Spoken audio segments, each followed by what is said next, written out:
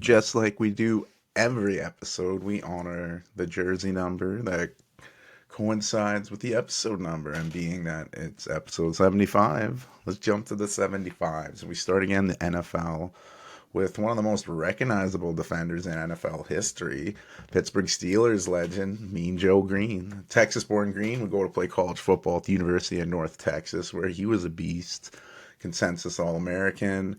His dynamic play led to his number 75 getting retired by the university football team. And this led to the Pittsburgh Steelers selecting Green fourth overall in the 1969 NFL draft. Steelers were known as a losing franchise at this point. With the hiring of coach Chuck Noll, the team was looking to rebuild the team starting with the defensive line.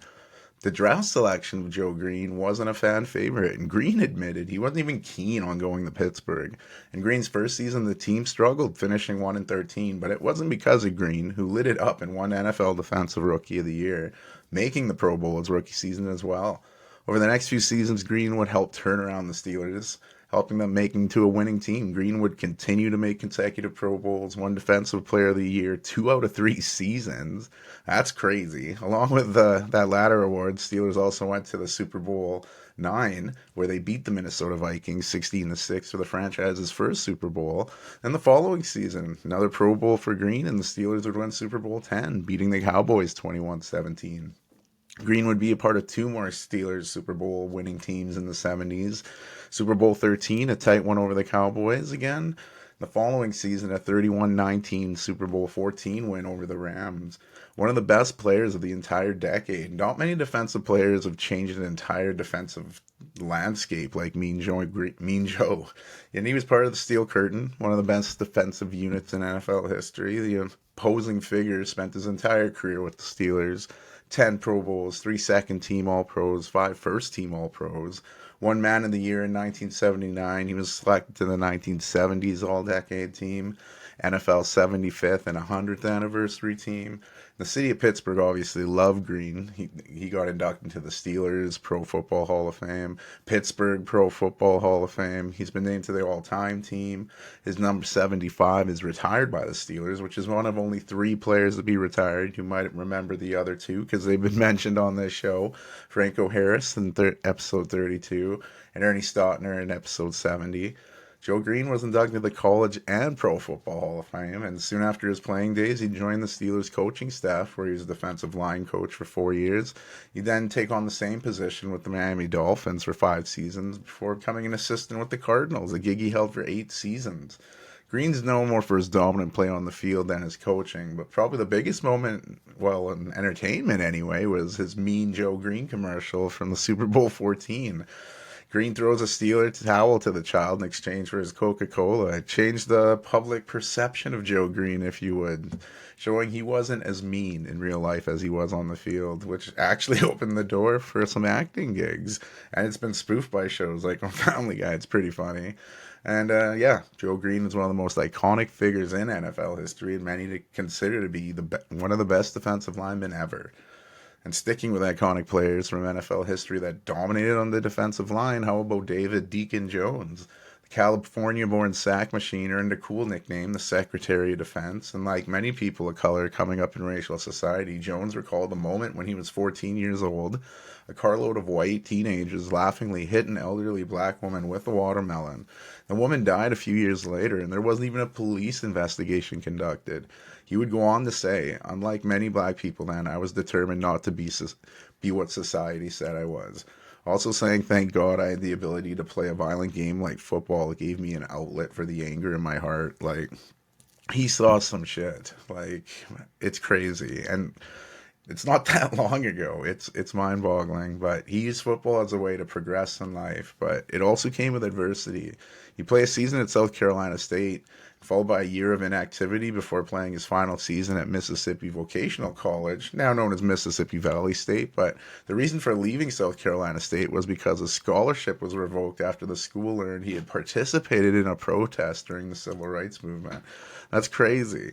One of the assistant coaches who was leaving the school told Jones and some of the other players of color that he would give them scholarships to Mississippi Vocational, and his time at a different school wasn't much easier. There were numerous occasions where Jones and his teammate would sleep in cots in the opposing team's gym. because motels wouldn't allow them to stay there. And in a pre-social media world, Jones slid under the radar of many teams. He was only discovered by the Rams scouting department by accident. The team had gone out to scout running backs and saw a big man outrunning them. This led to the Rams selecting him in the 14th round in the 1961 NFL Draft. Probably the best 14th round pick in NFL history. Jones would immediately start on the defensive line, teaming out with a shout out from last week's episode, Merlin Olsen, number 74. That combo with Lamar Lundy and Rosie Greer formed the fearsome foursome, another defensive group highly regarded in NFL history. And in LA, Jones would pick up tons of accolades: 7 Pro Bowls, 2 second-team All-Pros, 5 first-team All-Pros, leading the league in sacks 5 different seasons. He was even credited with coining the phrase sacking the quarterback. The dominant play led to Deacon Jones winning back-to-back Defensive Player of the Year awards in 67 and 68. In 71, he battled a severely sprained arch that caused him to have a career low in sacks, and the following seasons the Rams traded him to the Chargers. Jones would become the defensive captain immediately, make his final Pro Bowl while also earning his last second-team All-Pro nod. He'd play one more season with the Chargers before playing his final professional season with the Redskins in Washington. The last game of his career, Washington allowed Jones to kick the point-out touchdown for the game's last point of, and despite dealing with injuries at various points, Jones only missed 6 games out of a possible 196. He would get named to the NFL 1960s All-Decade Team, as well as the NFL 75th and 100th Anniversary Team, and the Rams put him in their Ring of Fame. The Rams also retired his number 75, and of course he'd make the Pro Football Hall of Fame, doing so on his first ballot. And in retirement, Jones would dabble in acting, broadcasting, and business, and he was instrumental in trying to get the Rams back to Los Angeles. Fortunately, Jones would pass away in 2013 at the age of 74 from lung cancer and heart disease, but he was an iconic figure in the NFL, and they miss him dearly, and it was a shame he didn't get to see the Rams return to LA in 2016, 3 years after he had passed away. And sticking with vicious defensive linemen, the next 75 on our list might be recognized more for his time on Fox, but he's an absolute stud on the football field. I'm talking about longtime Raider Howie Long. He played multiple sports growing up, setting state records in shot put and discus, and he never touched a football till he was 15 years old. Despite that late start, he thrived and went on to play college football at Villanova, where he played as a freshman, spending time at tight end. But he moved to defensive line, and he really took off, earning first-team All-East in the senior season, and he was also a pretty good boxer, boxing at the university and became the Northern Collegiate Heavyweight Boxing Champion. Those accolades led to the Raiders drafting Howie Long in the second round of the 1981 draft, and he'd have an immediate impact on that Raiders defense. His first Pro Bowl and second-team All-Pro also ended with the Raiders winning Super Bowl 28. The Raiders crushed Washington 38-9. Howie Long would continue to be one of the best players on one of the best defenses in the league, using his trademark rip technique, where he'd use an uppercut-like motion to break the blocker's grip. And he'd make 7 Pro Bowls, 2 first-team All-Pro nods. In 1985, he was named Co-Defensive Player of the Year, sharing the award with Andre Tippett, episode 56. Long was named to the NFL 1980s All-Decade Team, and in retirement, he was inducted to the Pro Football Hall of Fame. And in retirement, he got work on screen, playing in Hollywood movies starring In and Out, Broken Arrow, for getting his own movie Firestorm, and he also appeared in movies Dollar for the Dead, 3,000 Miles to Graceland. He's been in tons of commercials, he's been on TV, but like I said, he's probably known more for his time on Fox NFL Sunday. He's been on that show for years. He's the straight arrow of the group, especially next to Terry Bradshaw, who's pretty wild, and we mentioned him in episode 12, but his kids, he's also recognized for their careers. His eldest son, Chris Long, retired defensive end, won 2 Super Bowls back-to-back, one with the Patriots and then the following season with the Eagles. His middle son, Kyle, played offensive line and played most of his career with the Bears. And his youngest son, Howie Jr., he works in player personnel with the Raiders, so all in the family, in the Long family there. But we'll leave the defensive side for a bit, going to the offensive line to talk about our next 75, Winston Hill. He was a tennis champion in high school while also playing both sides of the line in football, leading him to playing college football at a historically black college and university, Texas Southern University. His great play there led to the NFL's Baltimore Colts drafting him in the 11th round of the 63 draft. Despite going undrafted in the AFL, Hill would spurn the NFL and join the AFL's New York team, which happened to become the Jets the same year Hill joined the team. He would then he would man the left offensive tackle spot, protecting the blind side of Joe Namath, another episode 12 mention, while also opening up running lanes for the running backs. And with the Jets, Winston Hill helped them win the AFL championship, beating the Raiders to advance to Super Bowl III. We all remember the Jets were massive underdogs against the Colts in that game, and we remember Joe Namath guaranteeing a win for the Jets, and they came through on it, winning Super Bowl III. His Namath walked off the field, pointing to the sky. Tony Kornheiser references it all the time. The only moment in Jets history, an iconic video. You love it, unless you're a Colts fan, I guess. But during this time in New York, Winston Hill would earn 4 AFL All-Star nods, first team All AFL, second team All AFL selection. After the merger with the NFL, Hill would make 4 Pro Bowls, 3 second team All Pros. And for his last professional season, Hill would follow his former quarterback Joe Namath to the LA Rams. Namath would retire after 1 season in LA, while Hill retired after only 3 games. After disbanding in the AFL, Hill was named the AFL all-time second team, and he was inducted into the New York Jets Ring of Honor. In retirement, Winston Hill would get inducted to the Pro Football Hall of Fame, and the following year he was inducted to the Black College Hall of Fame. He is also known for his philanthropy and his cooking, having a successful barbecue restaurant, Winston's Smoke Barbecue in Colorado. However, the restaurant closed as of February last year, and Winston Hill had passed away years earlier, passing in April of 2016 due to congenital heart failure and concussive brain syndrome. He did request his brain get donated to science to further research the brain after career in athletics, I guess. And sticking with legendary offensive tackles, the next 75 on our list, Baltimore Raven great Jonathan Ogden.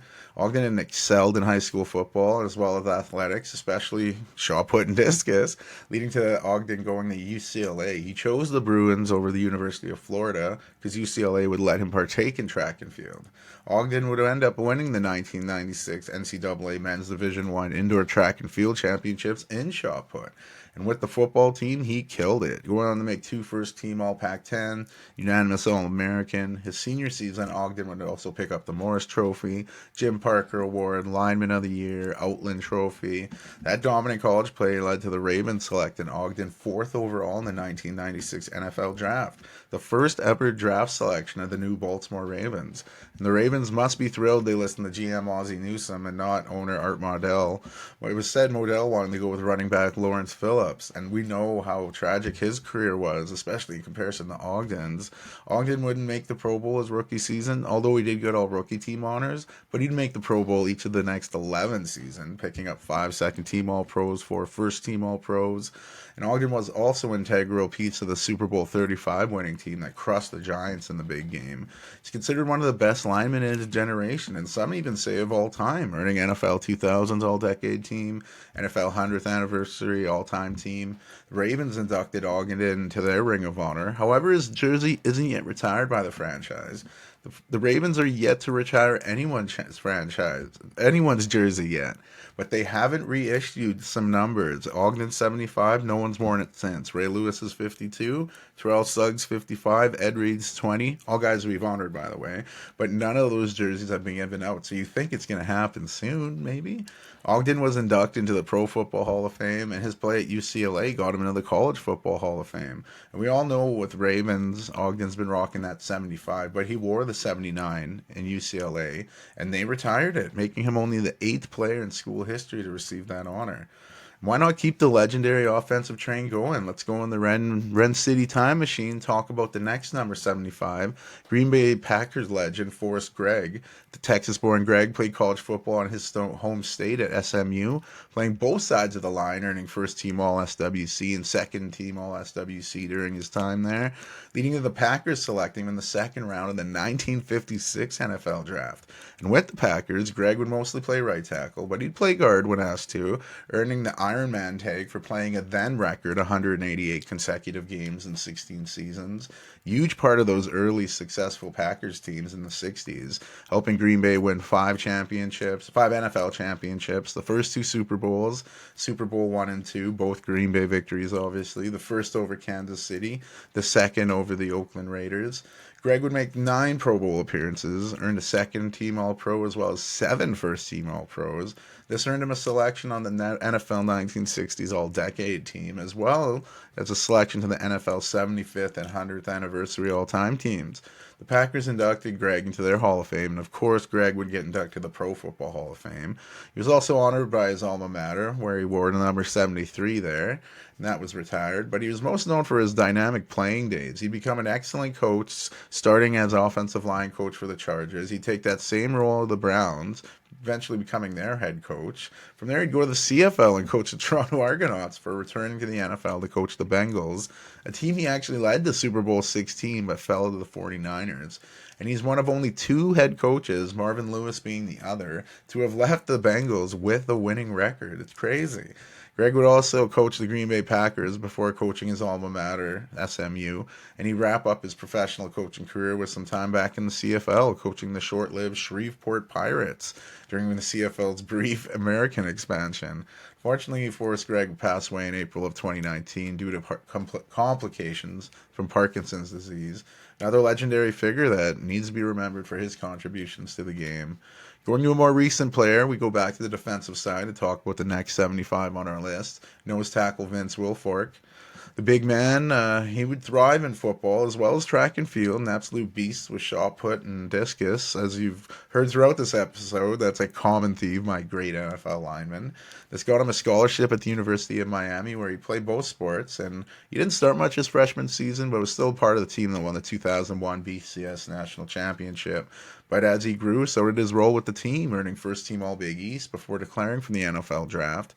Regarded as one of the best nose tackles in college football, the Patriots selected him 21st overall in the 2004 draft. During his rookie season, it was hard to keep Wilfork off the field, and he split time with veteran Keith Traylor. And Wilfork would have helped the Patriots beat the Eagles in Super Bowl 39. Throughout his days in New England, Wilfork would establish himself as one of the game's greatest nose tackles. 5 Pro Bowls, 4 second-team All-Pros, 1 first-team All-Pro. Wilfork was also a part of the winning another Super Bowl 10 years after his first Super Bowl 49 victory over the Seattle Seahawks. And after that, the Patriots would pick up Wilfork, letting him leave to wrap up the last 2 seasons of his career with the Texans, where he would help them win back-to-back AFC South titles. As I said, many figure Wilfork is one of the greatest nose tackles to play. The Patriots definitely think so. Plenty of honors by them, such as the Patriots All 2000s team, 50th anniversary team, Patriots All 2010s team, Patriots All Dynasty team, and he was inducted into their Patriots Hall of Fame. There's plenty of debate whether Wilfork should make it into the Pro Football Hall of Fame. It could be tough, but maybe because of the team's success, he could get in. I'd like to see it. And as we get more and more recent, the number 75 on our list next is current guard for the Cleveland Browns, Joe Bitonio, another multi-sport athlete that thrived on the offensive line as well as track and field, especially shot put. He'd go on to play college football at the University of Nevada, and his senior season, he'd pick first-team All-MWC selection. This led to the Browns selecting Bitonio in the second round of the 2014 draft, and he had an immediate impact with the team, making the all-rookie team. But he did deal with injuries, going on injury reserve his second season, then again the following season. He'd returned to the lineup, and since then he's made 6 straight Pro Bowls, picking up 3 second-team All-Pros and 2 first-team All-Pros. He's under contract through the 2025 season and looking to add some more Pro Bowls and All-Pros to that resume. We'll wrap up the NFL number 75 jersey mentions by going to another current offensive lineman. Next 75 on our list, offensive tackle Orlando Brown Jr. Brown Jr. went on to play college football at the University of Oklahoma, where he's a 2-time first-team All-Big 12, 2-time Big 12 Offensive Lineman of the Year, also won unanimous All-American honors. And with those accolades, he'd forego his senior season, entering the 2018 draft. His 40-yard dash was one of the slowest of any prospect at the Combine. An NFL analyst at the time, Mike Mayock, called it a historically bad time. This hurt Brown Jr.'s draft stock, where he'd fall all the way to the 3rd round, where the Ravens would select him. Considered a steal in the draft, Brown Jr. would make 2 Pro Bowls with the Ravens, and despite that play, he was traded to the Chiefs. His final season in Kansas City would result in another Pro Bowl. And he couldn't come to terms on a long-term deal with Kansas City, just signing a 1-year deal where he'd make the Pro Bowl again and help the Chiefs make the Super Bowl 57, where they beat the Eagles. Before last season, he joined the Bengals on a 4-year deal where he's got that important task of keeping Joe Burrow's blind side, keeping him upright. So hopefully he can have a good season, because I want to see Joe Burrow come back and have a better year. We'll go to the baseball diamond, one of the most recognizable 75s on our list. Former Major League Baseball left-handed pitcher Barry Zito. He played baseball for a few different colleges and was drafted 3 different times, but he joined the Athletics, who took him in the first round of the 1999 MLB draft. And only a year later, he was pitching in the majors, making an immediate impact, finishing sixth in voting for AL Rookie of the Year. And from there, Zito got better. In 2002, his first All-Star season, Zito would lead the AL in wins and win the American League Cy Young Award. He'd make 2 more All-Star games with the A's, and after 7 seasons in Oakland, the Giants gave Zito a massive contract to join the franchise, the largest ever given to a pitcher. His first season there, he'd reached double-digit wins, but in 2010, he was really regressing and he was left off the Giants' playoff roster. The Giants would win the World Series that season, and Zito would still get a ring. The following season, he'd missed it mostly due to injuries, but in 2012, he had somewhat of a resurgence. And this time, he made the Giants' playoff roster, where he'd pitch in the World Series for the first time of his career, actually outdueling Detroit's Justin Verlander on the way to a World Series ring. This one he had a lot more to deal with, and that was his peak in San Fran. After his time there, he'd go back to Oakland to wrap up his career. Wasn't the most successful of seasons, which made retiring from the game a little easier, I guess. But Zito had an up and down career, but when he was up, he was up. Those years in Oakland when he was teamed up with Tim Hudson and Mark Mulder, that was one of the best three-headed pitching beasts in the American League at the time. We'll stick with the pitchers. Next 75 on our list, San Diego Padre right-hander Robert Suarez. The Venezuelan pitcher got a start in Japan, where he signed with the Fukuoka SoftBank Hawks of the MPB before joining the Hansen Tigers. After a few successful seasons in Japan, Suarez signed a 1-year deal to join the Padres. After doing well in that season, he signed a multi-year deal to stay in San Diego, doing well, even making the All-Star game this season. He's trying to help the Padres qualify for the baseball postseason. We'll stay in the National League West for our next mention. Another pitcher, a reliever from the Dominican Republic, Camilo Doval. He signed a deal with the Giants as an international free agent in 2015 at the age of 18, spending time in the minor leagues, missing the COVID-19 season. But in 2021, he get promoted to the majors for the first time, making his debut at 23. The next season was his first full season in the majors, and he earned the Giants' closing spot. Last season, Doval would make his first MLB All-Star Game appearance, where he was actually credited for the win, becoming only the 8th Giants pitcher to achieve such a feat. He'd also go on to lead the National League in saves, and this year hasn't been the best for the Giants, but they're trying to stay alive in the wild card. But it's tough in the very tough National League West. We'll wrap up the the number 75 mentions from baseball, going to a 25-year-old right-handed pitcher for the Mariners, Andres Munoz. The Mexican-born pitcher signed with the Padres as a international free agent in 2015, playing in the minor leagues before even making his debut. However, the next year he'd require Tommy John surgery, missed the entire season, and as he was recovering, he was part of a deal that sent him to Seattle. After rehabbing, he'd make an appearance as a reliever, and that's been the role he's taken on since, signing a 4-year deal to stay in Seattle, and this year even made the 2024 All-Star game as a replacement for teammate Logan Gilbert. The Mariners have been struggling a bit, so Munoz will be expected to pitch even better to help break the funk they're in. Then we go to the hockey rink. 75 hasn't been really popular, but there's some names worth mentioning.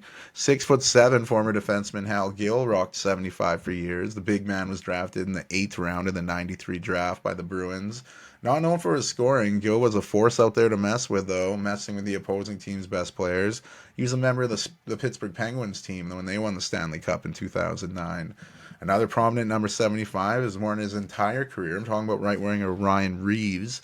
Physical forward was drafted 156th overall by the Blues back in 2005. Another player who isn't known for his scoring, but he'll mess you up if you come at him. He's played for a few different teams, but he's still under contract with the Toronto Maple Leafs, and we'll see what he has in his tank next season. He's a beast if you try to mess with him, though. Look out. And he's also the son of former NFL CFL player Willard Reeves. Another 75 mention from the hockey ranks, a little younger. I'm talking about 29-year-old defenseman Connor Clifton. He currently plays for the Buffalo Sabres, having joined the team before last season as a free agent. For that, Clifton played with the Bruins a few seasons, the only other team he's played for. And that was after the Coyotes drafted him in the 5th round of the 2013 NHL draft. He was traded to the Bruins before he'd get the call up. And he looked pretty good in Buffalo. He's hoping to jump up from his season last year. And Buffalo fans are wanting it. They're hungry for a win of their Sabres. The last mention of the 75 wearers didn't have the biggest impact in the NHL, but his brother sure did. I'm talking about Brett Lindros. He was drafted 9th overall by the New York Islanders in the 94 NHL draft. But much like his brother, he'd deal with concussion issues, much more severe than what Eric Lindros would go through. But Brett's were so bad that he had to retire due to post-concussion syndrome after just 51 NHL games played. We know how good his brother Eric was. He's in the Hall of Fame, but it makes you wonder what Brett could do. I don't know if he could live up to that, but to only have 51 games for retiring, that's tough. And then when you go to the NBA, common theme around these kind of numbers, 70s, late 60s, not a lot of people have worn it. In fact, no one in the NBA has worn the 75. So if you're trying to get your name out there and establish a number, 75's open in hoops.